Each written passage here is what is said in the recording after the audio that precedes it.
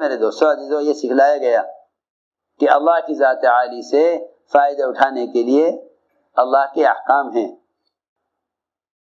اللہ کی ذات سے فائدہ اٹھانے کے لیے اللہ کے احکام ہیں. اہل دنیا کا کہنا یہ ہے نعوذ باللہ کہ اللہ کائنات بنا کر فارغ ہو گئے اور کائنات کی ضروریات کائنات سے جوڑ دی گئی ہیں. آپ یوں کریں گے تو یوں ہوگا، آپ یوں کریں گے تو یوں ہوگا. حالانکہ ایسا نہیں ہے. ہر چیز، ہر آن، ہر لمحہ اللہ کے قبضے میں ہے. اس لیے اللہ کی ذات سے فائدہ اٹھانے کے لیے اس کے احکام ہیں.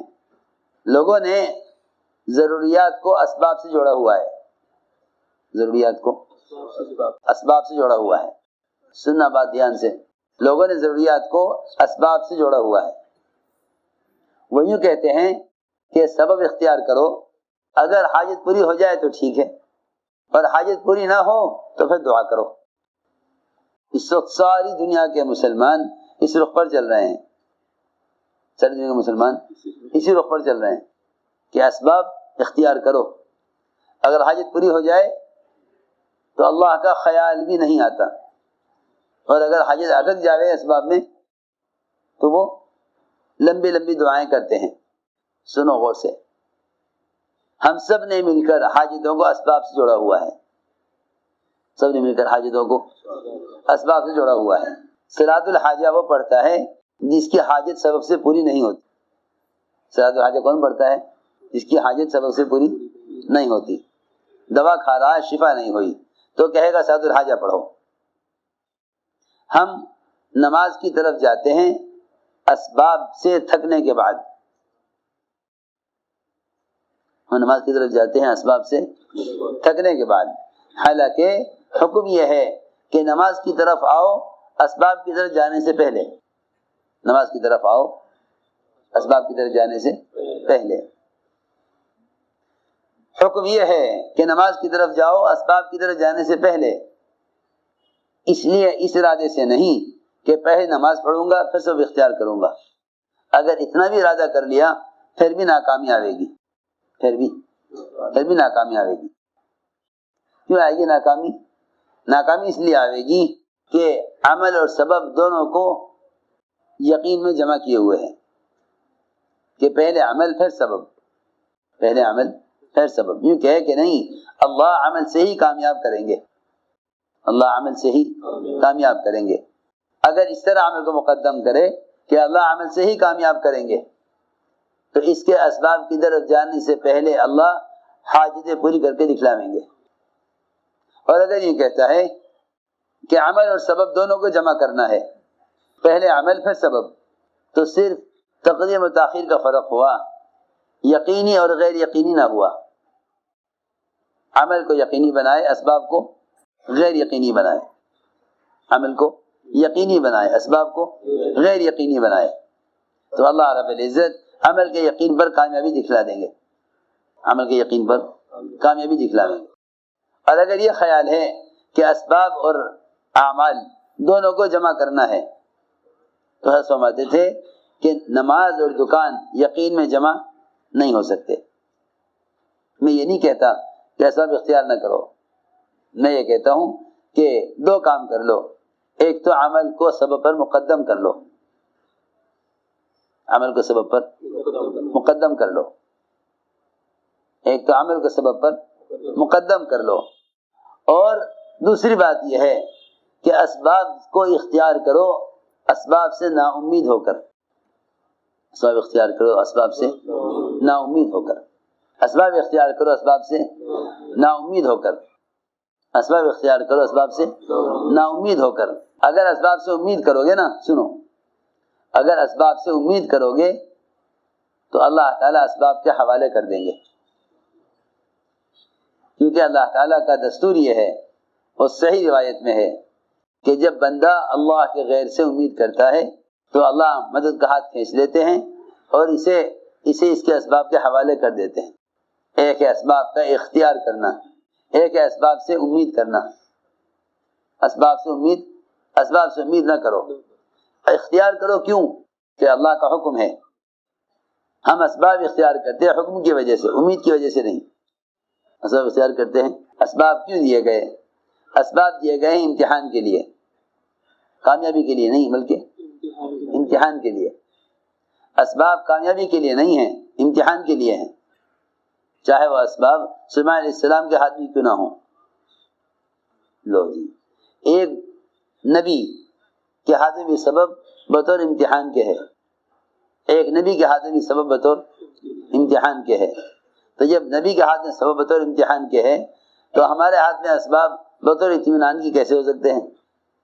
ہم اسباب سے مطمئن کیسے ہو سکتے ہیں جب انبیاء بھی اسباب میں امتحان کے لیے ہیں؟ جب انبیاء کے اسباب امتحان کے لیے ہیں تو ہمارے اسباب اطمینان کے لیے کیسے ہو سکتے ہیں؟ سنو، اللہ تعالیٰ انبیاء علیہ السلام کے اسباب دیتے ہیں امتحان کے لیے کہ یہ ہمیں کتنا یاد رکھتے ہیں. سلیمان علیہ السلام گھوڑے دیکھنے کے اور ان گھوڑوں کو دیکھ کر ایسے متاثر ہوئے اللہ کی قدرت کو دیکھ کر. اس لیے کہتے ہیں کہ اللہ کی جو قدرت چیزوں کی بناوٹ میں ہے اس سے متاثر نہ ہو. اللہ کی جو قدرت چیزوں کی بناوٹ میں ہے اس سے متاثر نہ ہو، کیونکہ اللہ تعالیٰ کی جو قدرت چیزوں کے بنانے میں استعمال ہوئی ہے وہ ان سے متاثر ہونے کے لیے نہیں بلکہ اللہ سے متاثر ہونے اور اللہ کو پہچاننے کے لیے بنائی گئی. سلیمان علیہ السلام گھوڑے دیکھ کر متاثر ہو گئے، گھوڑے دیکھ کر متاثر ہو گئے. اتنے متاثر ہوئے، اور کیوں نہ ہوتے، ایسے گھوڑے تھے جو انتہائی خوبصورت اور جن کے اندر 3 صفتیں تھیں. پانی میں تیرتے تھے، ہوا میں اڑتے تھے، زمین پر دوڑتے تھے. اپنی پیٹھ پر بوجھ لے کر ہوا میں ایسے اڑ سکتے تھے جیسے چڑیا اڑ جاتی ہے. اس کو دیکھنے میں مشغول، دیکھو میرے رب کی قدرت، دیکھو میرے رب کی قدرت. قدرت کو دیکھنے کے چکر میں عصر کی نماز بھول گئے، عصر کی نماز بھول گئے. دیکھو تو صحیح، اللہ تعالیٰ نے ایک نماز کا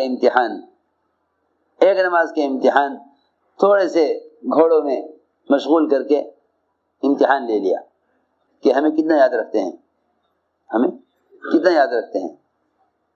ہمارے پاس جو بھی اسباب ہیں ہم سب میں لگ کر عمل کو بھول جاتے ہیں، سب میں لگ کر عمل کو بھول جاتے ہیں. سلیمان علیہ السلام گھوڑے دیکھنے میں لگے، نماز عصر کی قضا ہو گئی. اتنا غم عصر کی نماز کی قضا ہونے کا کہ تلوار منگا کر سارے گھوڑے کاٹ ڈالے، سارے گھوڑے سب کاٹ ڈالے. اور اللہ سے کہا، اے اللہ مجھے تو آج کی عصر پڑھنی ہے، مجھے کچھ نہیں چاہیے، مجھے تو آج کی عصر چاہیے. اللہ نے سورج کو واپس نکالا، سورج کو واپس نکالا. تمہیں ایک عمل کے ضائع ہونے کا غم ہوگا، ہم سورج کو واپس لاویں گے. میں اس کو سمجھانا چاہتا تھا کہ کائنات کا نظام عبادات پر چلے گا، کائنات کا نظام کائنات پر نہیں چلے گا. یہ نہ کہا جائے گا کہ بھئی سورج ہے وہ تو غروب ہونا تھا ہو گیا. یہ نہیں، ایسے تھوڑا ہی ہے. جنہیں اپنے عمل کے ضائع ہونے کی سچا غم ہوتا ہے اللہ ان کے لیے نظام کائنات کو مسخر فرماتے ہیں. صحابی کو جیل میں نماز کا فکر ہے، جنابت کی حالت میں ہے، جیلر نے غسل کے لیے پانی دینے سے انکار کر دیا. اے اللہ مجھے تو نماز ادا کرنی ہے، میں 2 دن پیاس کو صبر کر لوں گا، 2 دن پانی نہیں پیوں گا، پینے کے پانی سے غسل کر لوں گا لیکن 2 دن پانی نہ پیوں گا، صبر کر لوں گا پانی کو، نماز کو صبر نہیں کر سکتا. اللہ تعالیٰ نے بادل کو مسخر کیا، آسمان سے بادل اترا، جیل میں داخل ہوا، صحابی کو اوپر برسا، صحابی نے غسل کیا. میں اس لیے عرض کر رہا کہ نظام کائنات کائنات سے نہ چلے گا بلکہ نظام کائنات خالق کائنات سے چلتا ہے، اور اس کو موافق کیا جاتا ہے دعوت عبادت کو جمع کرنے پر. تو میں عرض کر رہا تھا کہ ہم نے ضروریات کو جوڑا ہے اسباب سے. اگر اسباب میں کامیابی نہیں آتی تو پھر اس کے لیے اعمال کرتے ہیں، پھر اس کے لیے اعمال کرتے ہیں. حالانکہ حضور اکرم صلی اللہ علیہ وسلم نے اپنے صحابہ کے یقین کو شکلوں سے اعمال کی طرف پھیرا اور عمل کو مقدم کرایا. ایک صحابی نے عرض کیا، میں تجارت کے لیے بحرین جانا چاہتا ہوں. آپ نے فرمایا پہلے 2 رکعات نماز پڑھ لو. کرو تجارت، پہلے 2 رکعت نماز پڑھ لو۔ تو میں عرض کر رہا تھا کہ ہم نے دعاؤں کو جوڑا ہوا ہے اسباب کے ساتھ، کہ سبب اور دعا۔ اللہ نے دعاؤں کو جوڑا ہے عبادات کے ساتھ، اللہ نے دعاؤں کو جوڑا ہے عبادات کے ساتھ۔ ایاک نعبد و ایاک نستعین، اے اللہ ہم تیری عبادت کرتے ہیں، تجھ سے مدد لیتے ہیں۔ ہم نے جوڑا ہے دعاؤں کو اسباب کے ساتھ، کہ سبب اور دعا، حالانکہ ایسا نہیں ہے، بلکہ عمل اور دعا، عمل اور دعا، عمل اور دعا، اللہ نے ان دونوں کو جوڑا ہے۔ ہم نے اسباب اور دعاؤں کو جوڑا ہے۔ لوگ کہتے بھی ہیں کہ اسباب اختیار کرو، اللہ سے دعا کرو، اور یوں کہتے ہیں کہ اسباب اختیار کرنا ہمارے ذمہ ہے اور کامیابی اللہ کے ہاتھ میں ہے۔ دیکھو تو صحیح، کتنی الٹی بات ہے کہ اسباب اختیار ہم کریں گے اور کامیاب اللہ کریں گے۔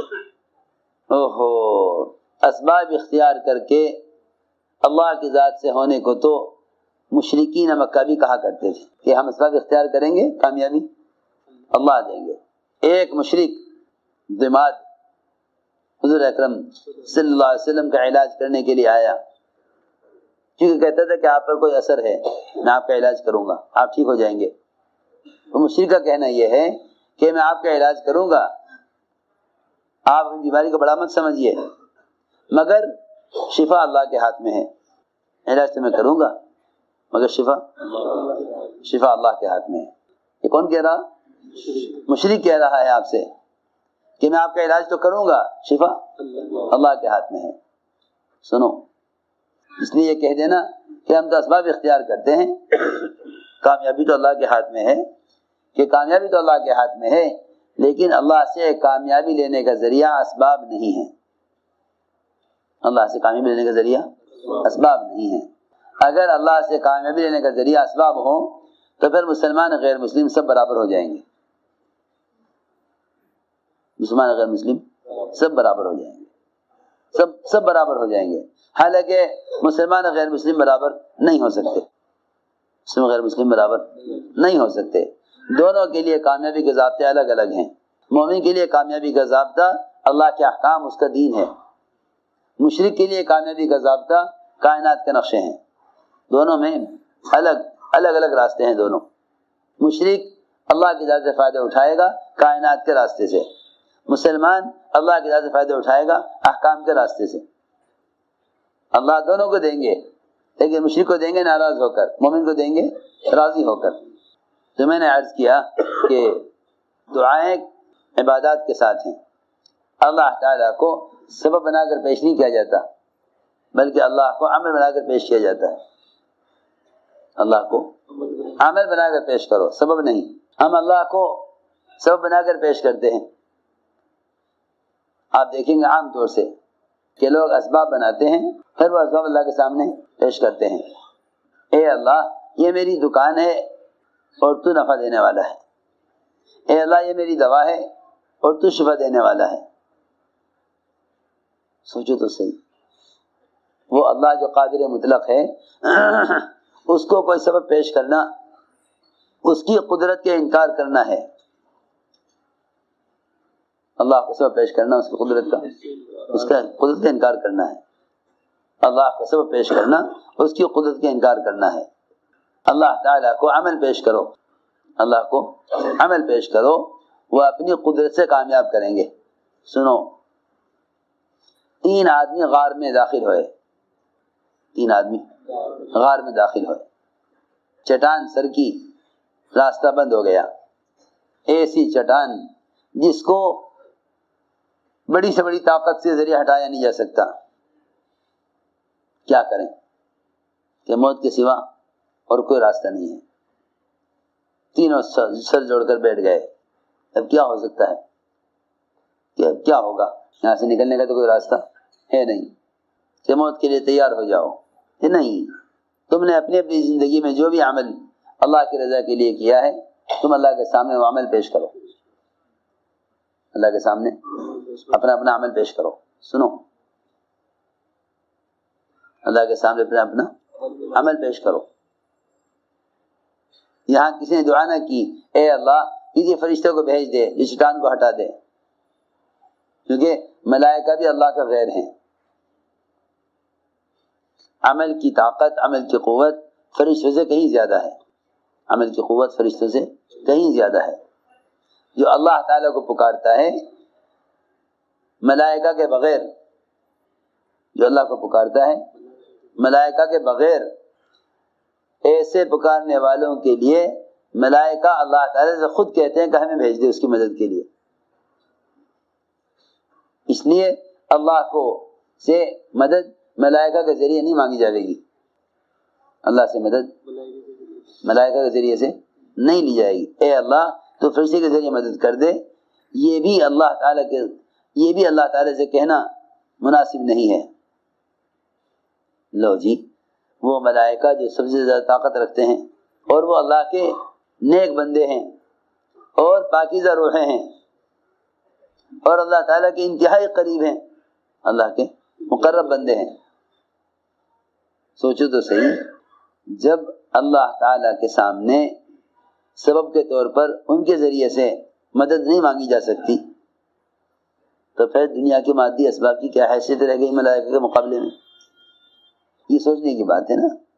ہم ایک دکان کو ذہن میں رکھ کر اللہ سے نفع مانگ رہے، ایک دوا کو ذہن میں رکھ کر اللہ سے شفا مانگ رہے، ایک وکیل کو ذہن میں رکھ کر اللہ سے مقدمے میں کامیابی مانگ رہے، ایک زمین کو ذہن میں رکھ کر اللہ سے غلہ مانگ رہے، زمین کو ذہن میں رکھ کر اللہ سے غلہ مانگ رہے۔ یہ کیسے ہو سکتا ہے جب ایک فرشتے کو ذہن میں رکھ کر اللہ سے مدد نہیں مانگی جا سکتی؟ سوچو تو صحیح، ساری کائنات کو جبرائیل پر سے ایسے گھیرے ہوئے ہیں جیسا کوئی مرغی چوزے کو اپنے پروں کے اندر چھپا لیتی ہے۔ اتنے بڑے فرشتے ہیں، اتنے بڑے فرشتے ہیں۔ ابراہیم علیہ السلام کو آگ میں ڈالا جا رہا، فرشتے نے پوچھا ہماری مدد؟ کہ نہیں، ہمیں آپ کی حاجت نہیں ہے، ہمیں آپ کی۔ حالانکہ دیکھو تو صحیح، جبرائیل تو آتے ہی اللہ کی طرف سے ہیں، جبرائیل تو آتے ہی اللہ کی طرف سے ہیں، ہمارا کہ نہیں، ہمیں آپ کی حاجت نہیں ہے۔ تو باقی جتنے بھی مادی اسباب دنیا میں ہیں ان کی کیا حیثیت رہ گئی جب ملائکہ کے ذریعے اللہ سے مدد نہیں مانگی جا سکتی؟ اب کہاں گنجائش رہ گئی؟ کوئی یہ کہ اے اللہ اس دوا کے ذریعے شفا دے دے، اس کارخانے کے ذریعے آمدنی دے دے، اس زمین کے ذریعے غلہ دے دے۔ سوچو تو صحیح، جب جبرائیل کو بھی مدد کے لیے پیش نہیں کر سکتے اللہ کے سامنے تو باقی اسباب کو پیش کرنے کی گنجائش کہاں رہ گئی؟ یہ سوچنے کی بات ہے۔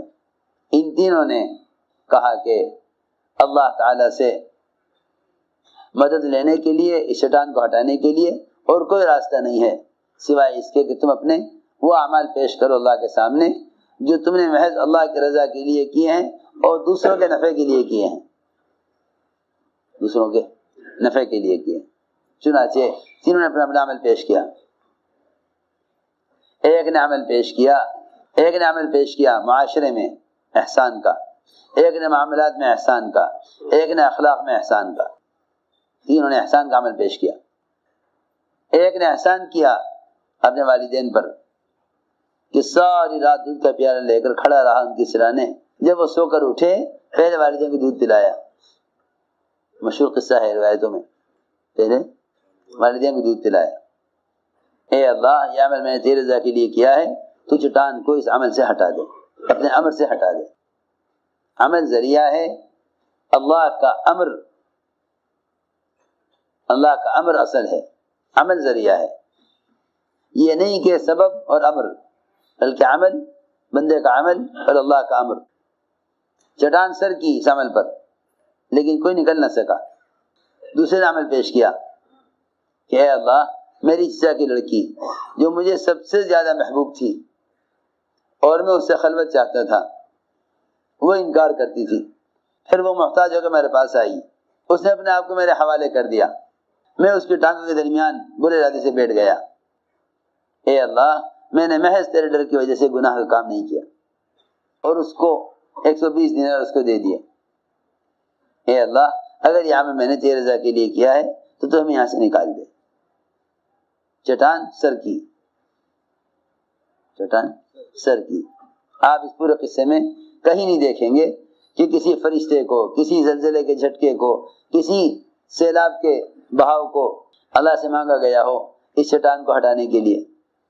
پورے قصے میں کسی بھی مادی شکل کا اور کسی بھی ذریعے کا کوئی تذکرہ نہیں ملے گا، یہاں تک کہ کسی فرشتے کا بھی ذکر نہ ملے گا کہ اللہ جس طرح تو نے ملائکہ کے ذریعے مدد کی انبیاء کی، ہماری بھی کر دے، یہ بھی نہ ملے گا۔ جب فرشتوں کو اللہ سے فائدہ اٹھانے کے لیے ذریعہ نہیں بنایا جا سکتا تو باقی مادی اسباب کی کیا حیثیت رہ گئی ایک ادنا فرشتے کے مقابلے میں؟ تیسرے نے عمل پیش کیا کہ اے اللہ، میرے یہاں ایک مزدور نے مزدوری کی، پھر وہ اپنی مزدوری چھوڑ کر چلا گیا، میں نے اس کی اجرت سے، اس کی مزدوری سے مال تیار کیا، ایک عرصے کے بعد وہ آیا تو جتنا مال تیار ہوا تھا سب اس کو میں نے دے دیا۔ اے اللہ، اگر یہ عمل تیرے رضا کے لیے کیا ہے تو ہمیں نکال دے۔ میں یہ عرض کرنا چاہتا تھا کہ اللہ کے سامنے عمل پیش کرو، سبب نہیں۔ اللہ کے سامنے عمل پیش کرو، سبب نہیں۔ اے اللہ، یہ میرا عمل ہے، یہ تیرا وعدہ ہے۔ اس لیے میں نے عرض کیا کہ قدرت وعدوں کے ساتھ ہے اور وعدے عملوں کے ساتھ ہیں، اسباب کے ساتھ قدرت بھی نہیں ہے، وعدہ بھی نہیں ہے۔ اس لیے میں نے عرض کیا کہ قدرت وعدوں کے ساتھ ہے اور وعدے عملوں کے ساتھ ہیں، اسباب کے ساتھ قدرت بھی نہیں ہے، وعدہ بھی نہیں ہے۔